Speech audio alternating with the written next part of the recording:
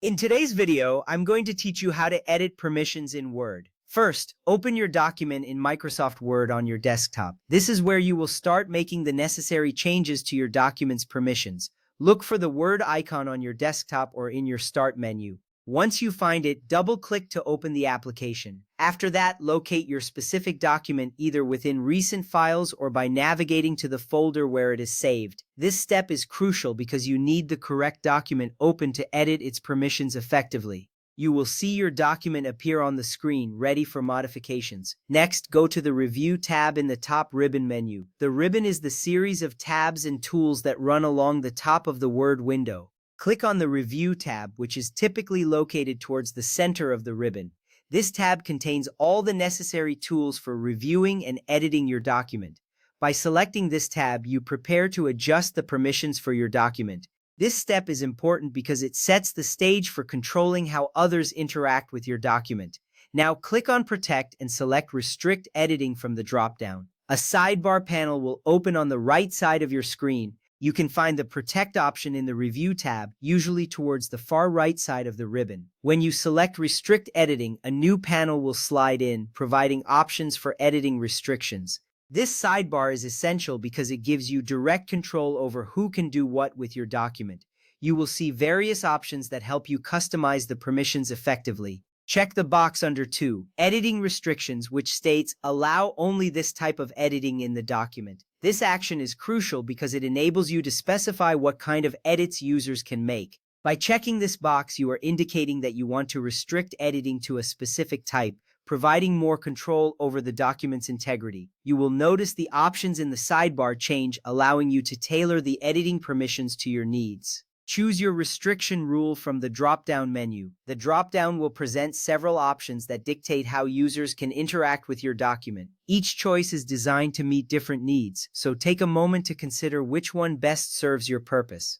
This choice is significant because it defines the level of interaction allowed. You want to ensure that the rules align with your objectives for the document. Next, let's explore the first option, which is Track Changes. Users can type, but all their additions will appear as red line suggestions.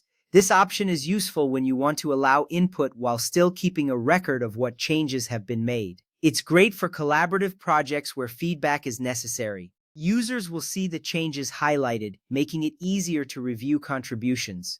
The second option is Comments. In this mode, users can only leave comment bubbles. They cannot change the document text. This is particularly useful when you want to gather feedback without allowing any alterations to the content itself. It maintains the original text while still encouraging collaboration.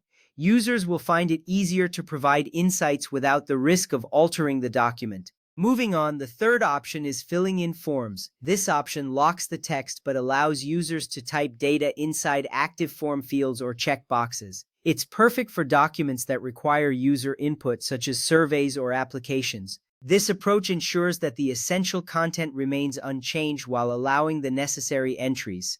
The fourth option is No Changes, or Read Only. This option locks the entire document completely. It's ideal when you want to ensure that no alterations can be made at all. This guarantees the document's original state is preserved, which can be crucial for finalized reports or contracts. Click the blue Yes, Start Enforcing Protection button at the bottom. This action solidifies the restrictions you've set up. When you click this button, you are committing to the permissions you've chosen. You will see a confirmation appear, reassuring you that the protections have been activated. Type a secure password when prompted and click OK. This is an important step because it adds an extra layer of security to your document. Make sure to remember this password, as it will be required to modify the protection in the future. This ensures that only authorized users can change the permissions again. With these steps complete, your document's permissions are now tailored to your specifications, ensuring a secure and efficient collaboration process. You've taken significant steps to protect your work, and now you can confidently share your document.